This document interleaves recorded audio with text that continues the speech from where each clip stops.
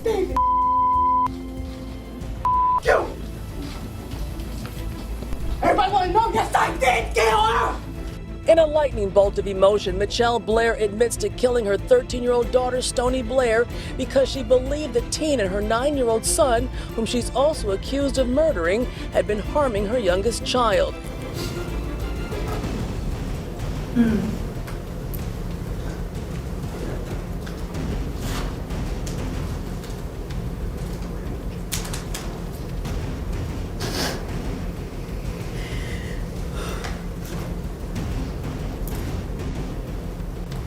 Got some breaking news for you right now. We're hearing from the district attorney appointed to the Shenia Gardner case. Gardner was found guilty and sentenced to 51 years, essentially life in prison, for killing her 4 children. You look like that when you put them in the bathtub?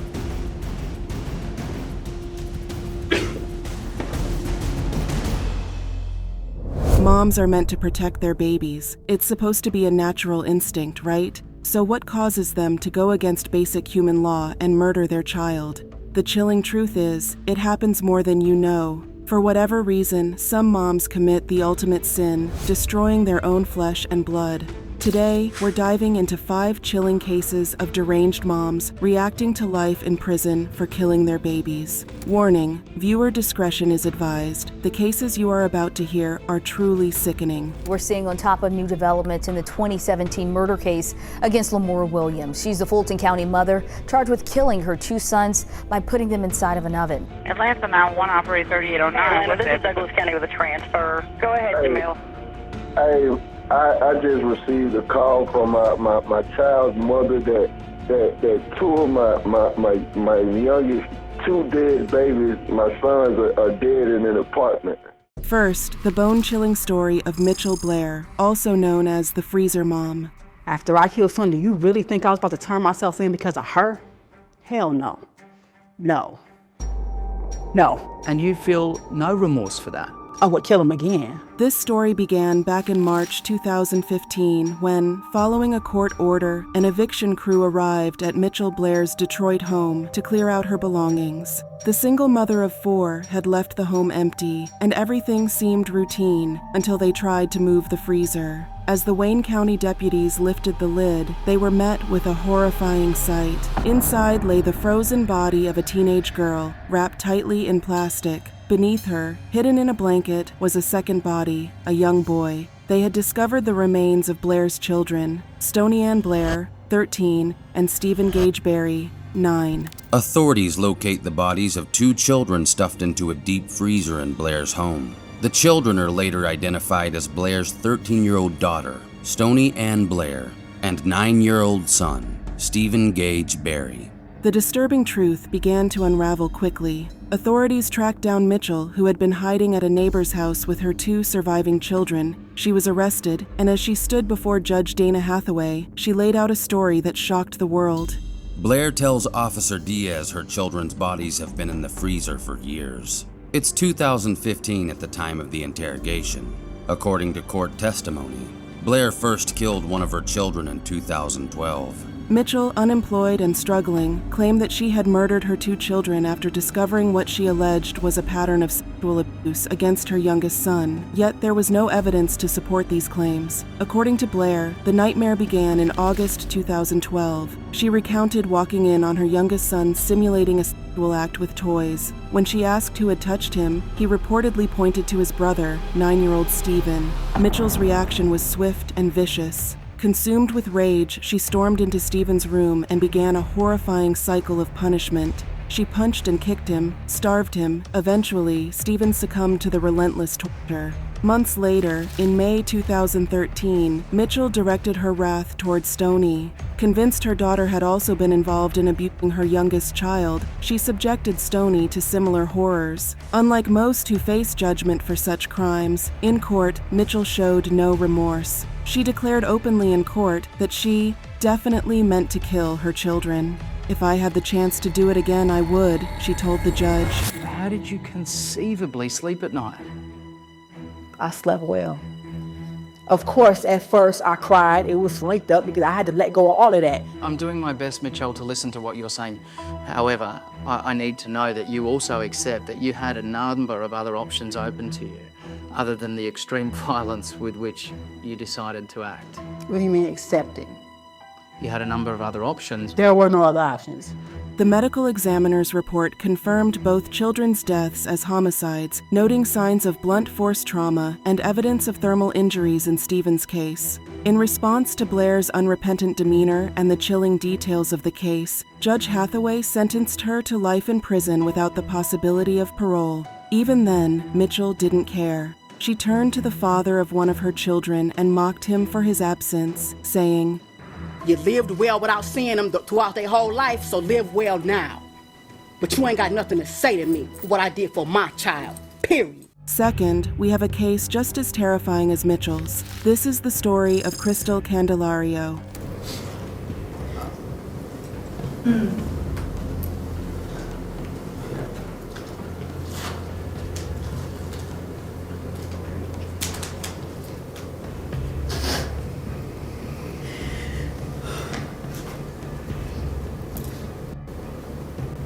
In a courtroom in Cleveland, Crystal faced Judge Brendan Sheehan, ready to receive her sentence for a crime that sent shivers down the spine of anyone who heard about it. The case laid bare the horrifying truth of how she abandoned her 16-month-old daughter, Jalen, for 10 agonizing days without food or water, ultimately leading to her tragic death on June 22, 2023. Crystal, a 32-year-old mother living in a quiet neighborhood near Lorraine Avenue and West 97th Street, made a choice that would haunt her forever.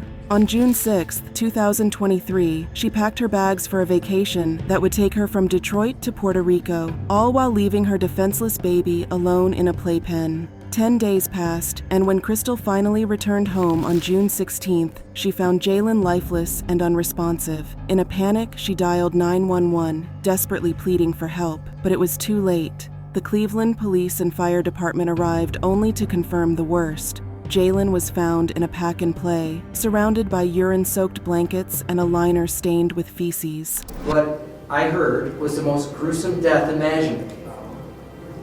With no food, no water, no protection, and lying in her own feces.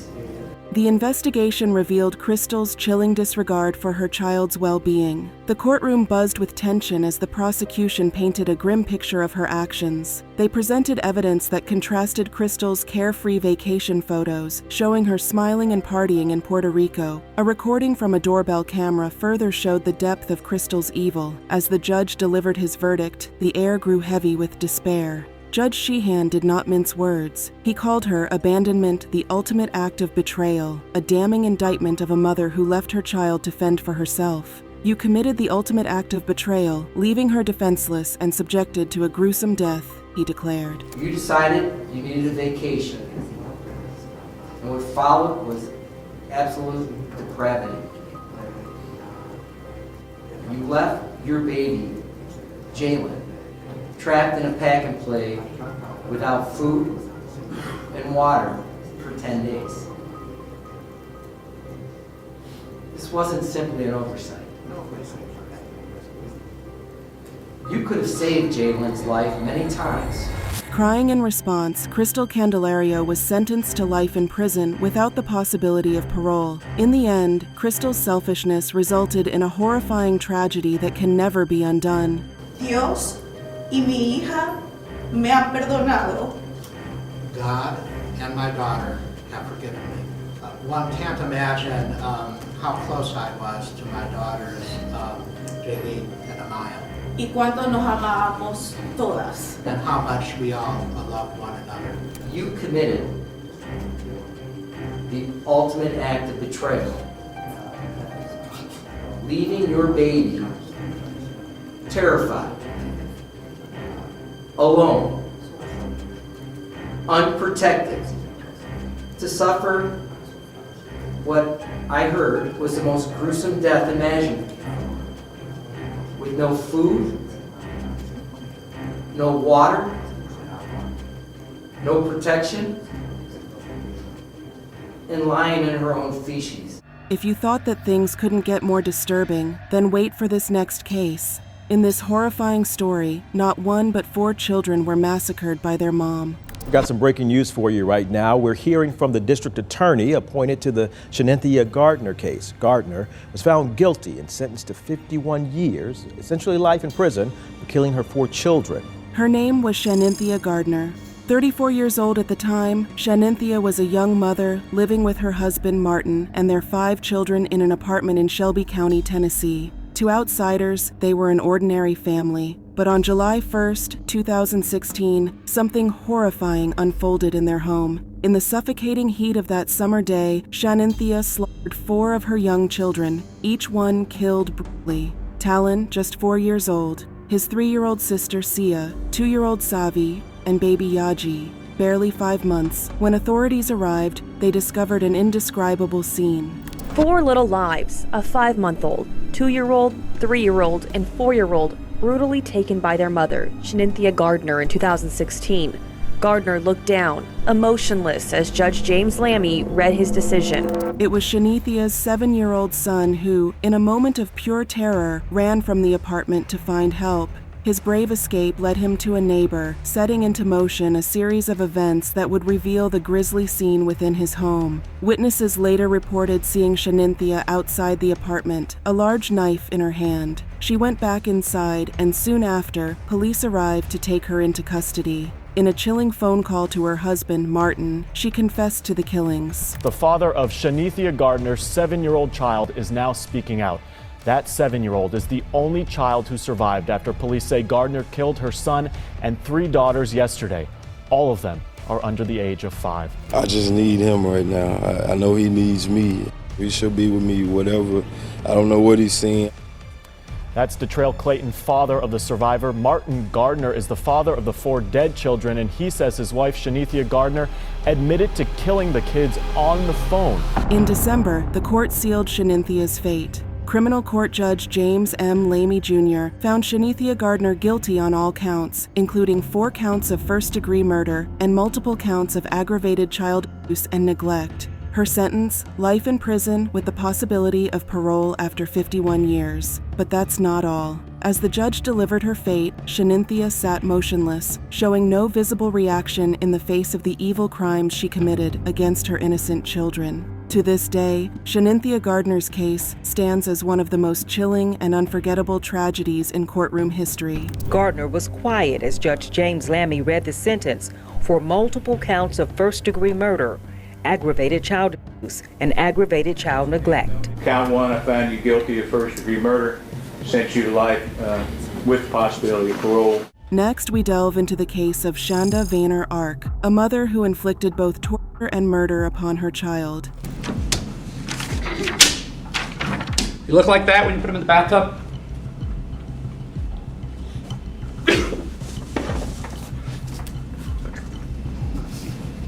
Outwardly, Shanda seemed like any mother, living in a quiet suburban neighborhood where kids played and families felt safe. But beneath the surface, evil torture was unfolding. Her 15-year-old son, Timothy Ferguson, endured unimaginable suffering before his life was tragically ripped away. At the time of his death in July 2022, Timothy was severely malnourished, weighing only 69 pounds. Authorities revealed that Shanda had forced Timothy to consume hot sauce, subjected him to frigid ice baths, and denied him basic necessities like food. No, the prosecutor didn't mince words. He said it was one of the most shocking cases he has handled in his entire 20-plus year career. You have allegations of this teenager being given ice baths, being deprived of food, and on the rare occasions when he was given food, being given bread or bread soaked in hot sauce. Photos of Timothy's frail body left her visibly shaken in court, and she even vomited when confronted with her evil actions. Judge Matthew Castle's words echoed the horror felt by all. You intentionally and systematically tortured this child. Let's call it what it is. It's torture.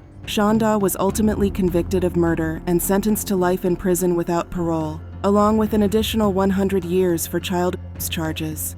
Felony murder is a sentence of the court. You serve a term within the Michigan Department of Corrections for the rest of your natural life without parole. Last but not least, this is the story of Lamora Williams, a woman who cooked both of her sons alive. First at 12:30, we're seeing on top of new developments in the 2017 murder case against Lamora Williams. She's the Fulton County mother charged with killing her 2 sons by putting them inside of an oven. August 18th, 2017. Supposedly a normal day for Lamora Williams and her 3 young children, until it turned into a murder scene.